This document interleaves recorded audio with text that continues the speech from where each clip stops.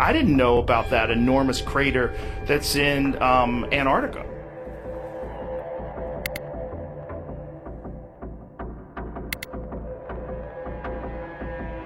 Joe Rogan recently revealed the shocking truth about Antarctica. Antarctica is one of the most mysterious regions on the planet, along with being the coldest place on Earth and the fifth largest continent. Despite being officially discovered in 1820, it is fascinating that it appears on a map created in the 1500s, which we know was based on older source maps. Now, what the fuck is it doing on a map drawn in the 1500s when nobody knew it existed in the 1500s? To me, the obvious answer is we are dealing with the fingerprints of a lost civilization. Nobody in the 1500s was supposed to be aware of its existence, but the fact is that they were. This prompts further investigation into how ancient societies may have known about this frozen continent. Additionally, what are some of the most surprising and astonishing facts about Antarctica? These topics will be explored in this exciting episode. Welcome. The continent of Antarctica is sparsely populated, with fewer than 10,000 inhabitants despite its vast landmass of 13.66 million square kilometers. As one of the most uninhabited regions in the world, Antarctica has prompted significant exploration efforts, leading many to seek to uncover its profound mysteries. Joe Rogan, widely regarded as one of the most popular podcasters globally, is among those who have engaged with this subject. Over the years, his podcast has featured numerous scientists and explorers who have shared previously unknown insights about this remote area. Joe Rogan's podcast has been active for over a decade, during which he and his guests have presented a diverse array of compelling theories and discussions. It is therefore uncommon for Joe Rogan to be left completely astonished. However, in a 2022 episode of his podcast, he encountered a startling revelation about Antarctica that left him visibly taken aback.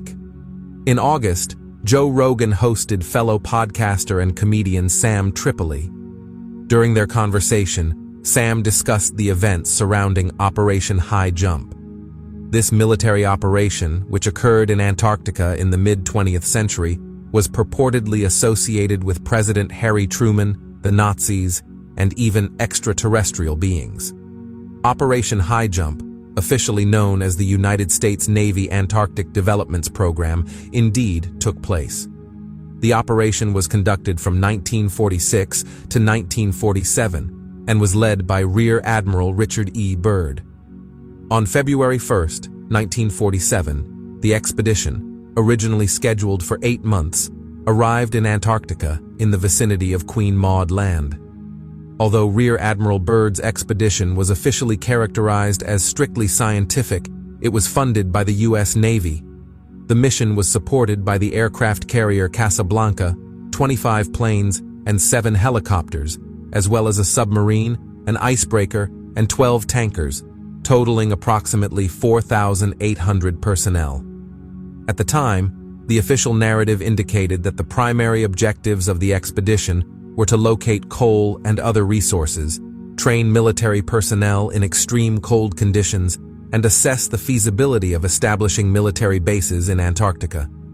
However, the necessity for 32 planes, 13 ships, and nearly 5,000 personnel raises questions, particularly given that many individuals involved in the operation reportedly suffered adverse consequences afterward.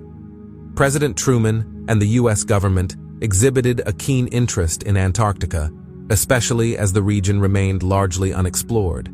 They aimed to assert American sovereignty over the territory.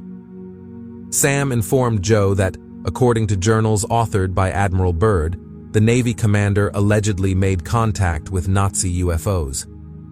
Furthermore, it has been suggested that the true purpose of the mission was to locate and retrieve missing Nazi leaders believed to be hiding in Antarctica.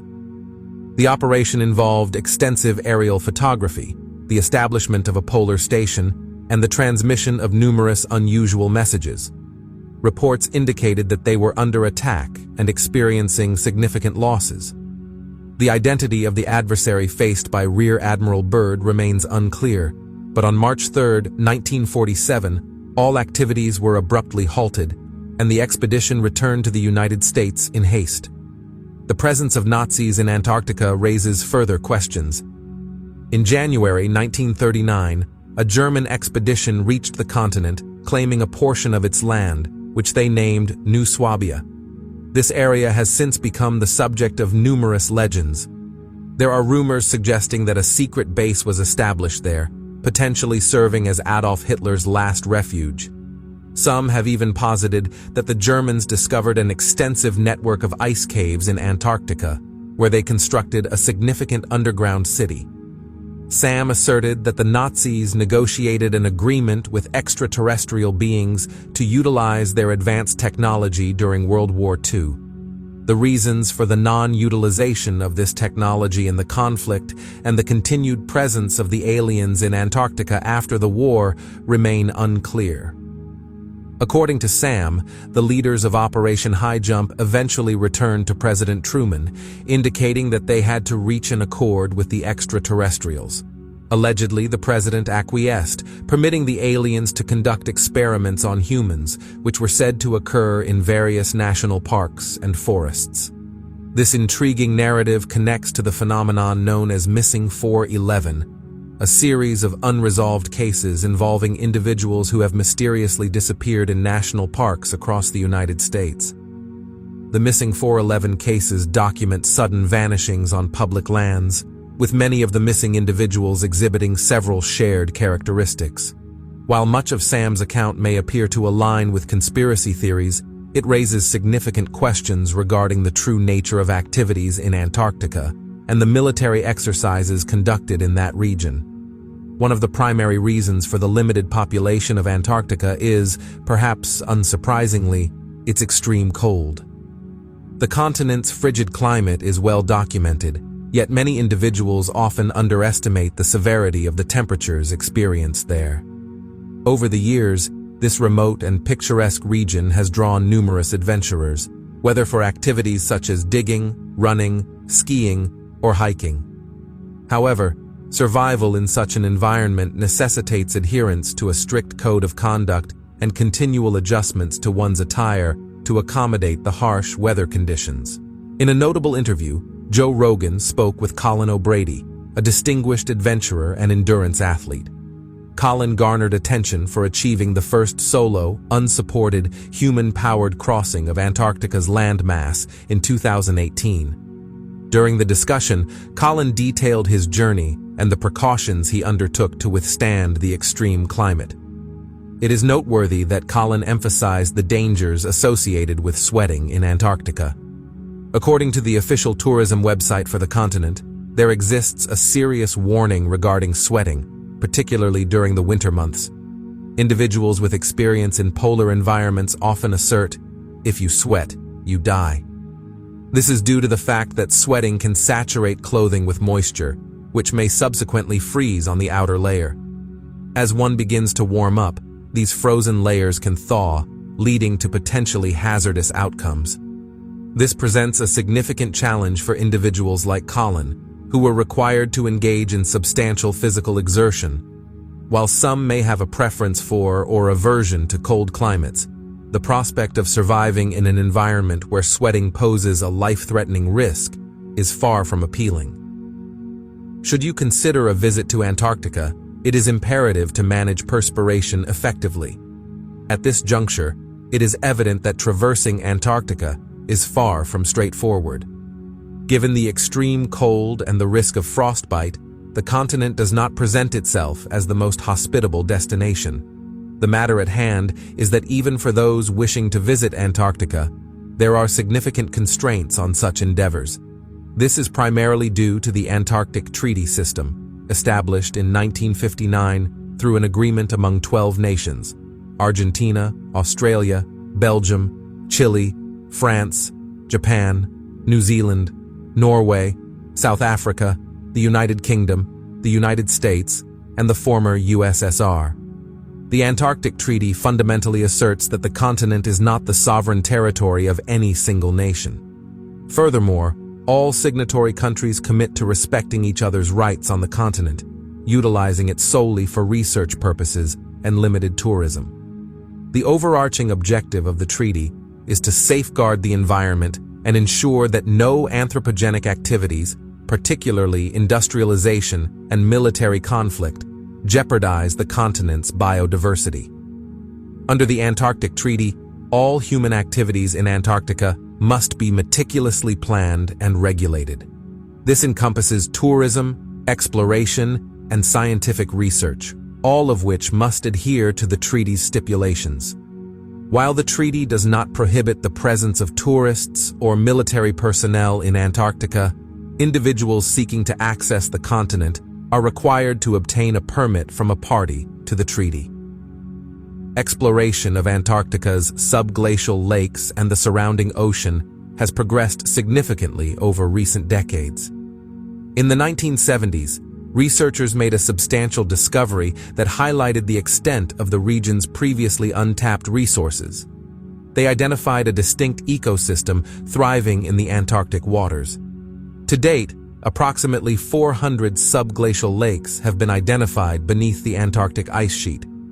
These lakes, situated beneath 3 kilometers of ice, are believed to have formed during Antarctica's separation from the supercontinent Gondwana, which fragmented during the Jurassic period.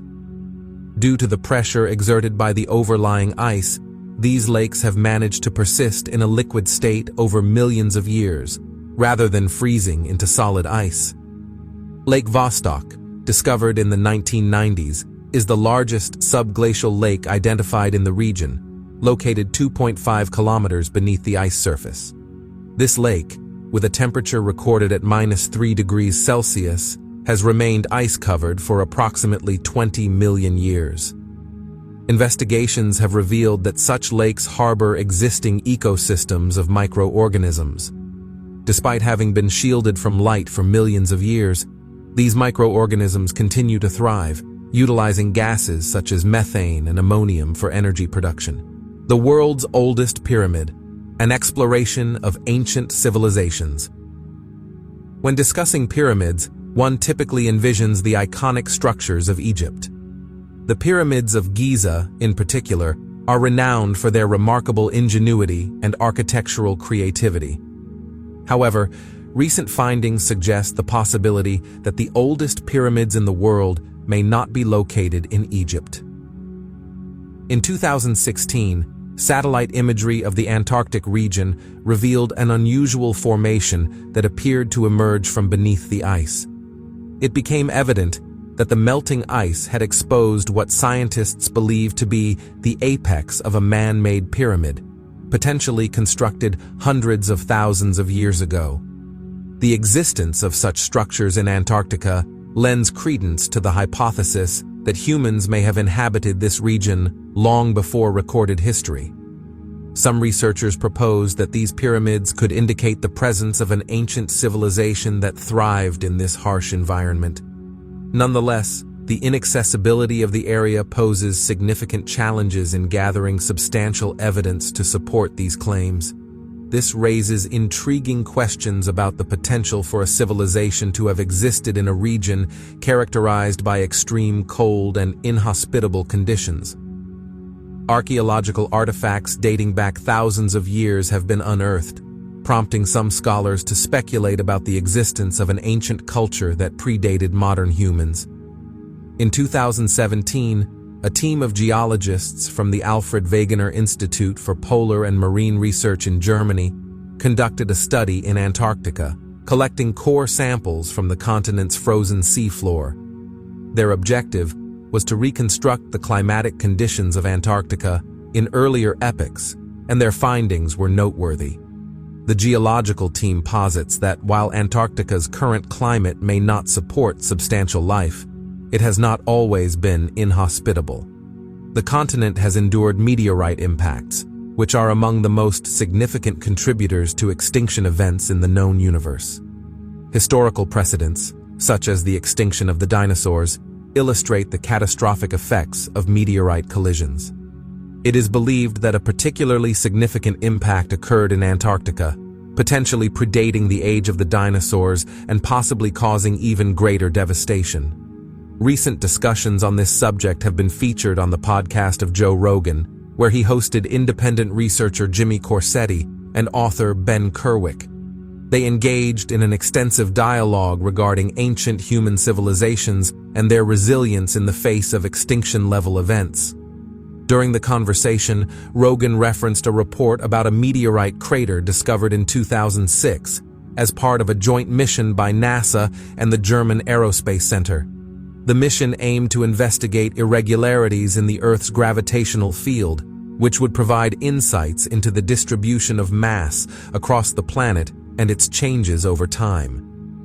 Scientists have hypothesized that the meteorite responsible for the formation of the massive crater in Antarctica may have triggered a global extinction event.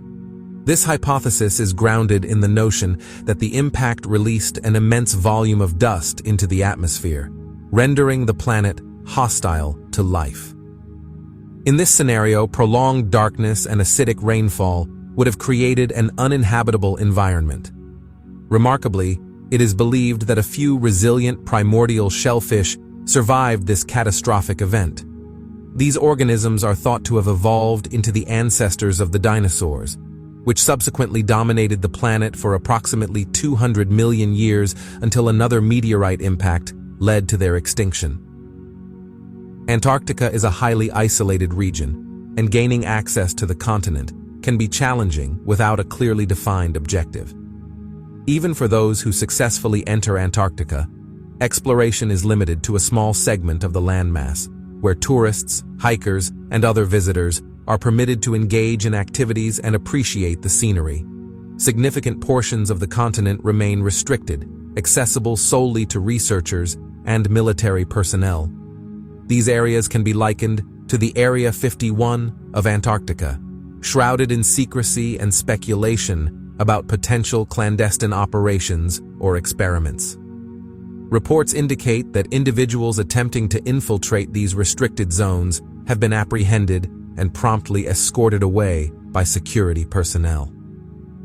Following such incidents, there have been no accounts from those individuals, leading to widespread belief that they were never seen or heard from again. Officially, access to these areas is prohibited to protect biodiversity and safeguard potentially endangered species residing there.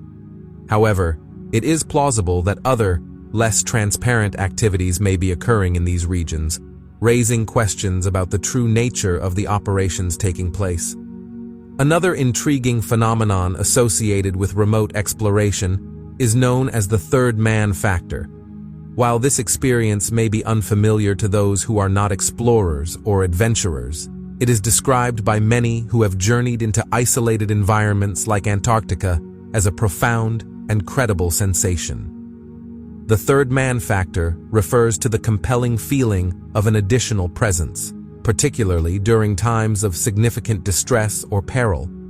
Individuals often report a sensation akin to having someone accompany or guide them, despite being alone. Due to Antarctica's unique cycles of light and darkness, numerous visitors have reported experiencing this phenomenon.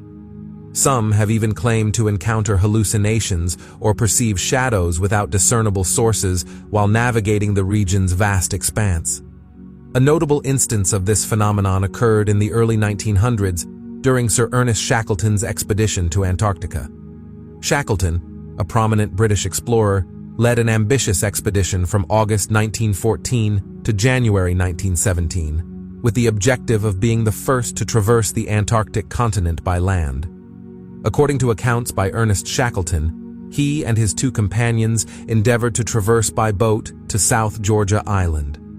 During their journey, they made the decision to halt and seek sustenance and shelter. Remarkably, the companions reported sensing the presence of a fourth individual accompanying them. They trekked for 36 hours across mountainous terrain and glaciers, constantly feeling as though there were 4 members in their party.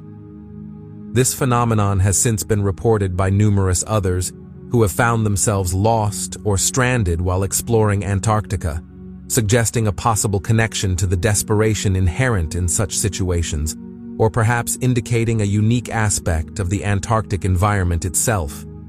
In addition, it is pertinent to discuss the blood falls, regarded as one of the most intriguing discoveries in Antarctica in recent years. Situated in the McMurdo Dry Valleys, the Blood Falls is a 5-story waterfall that cascades from a glacier into a lake. Its striking color contrasts vividly with the surrounding white snow and glaciers, leading to its nomenclature, which reflects its resemblance to flowing blood. The Blood Falls were initially discovered in 1911 by Thomas Griffith Taylor, a geologist who had conducted several expeditions to Antarctica. In recognition of his contributions, the glacier from which the waterfall originates was subsequently named after him. For an extended period, scientists were uncertain regarding the cause of the waterfall's distinctive coloration. Upon its discovery, Taylor postulated that the discoloration was due to the presence of algae. However, subsequent research revealed that the Blood Falls originated from a highly saline lake that had been isolated from the atmosphere due to ice formation. This isolation resulted in an elevated salt concentration in the water, preventing it from freezing even under the most severe weather conditions. Furthermore, the water possesses a high concentration of iron, which imparts the characteristic blood-red hue. The absence of oxygen and sunlight in the water contributes to its even darker appearance. Recent reports suggest that numerous individuals have made UFO sightings in Antarctica. In October 2020, a researcher analyzing satellite imagery of the continent encountered a notable discovery. This individual subsequently shared the findings with author Brad Olson, who was equally astonished to observe a metallic object partially encased in ice, seemingly protruding from the land surface.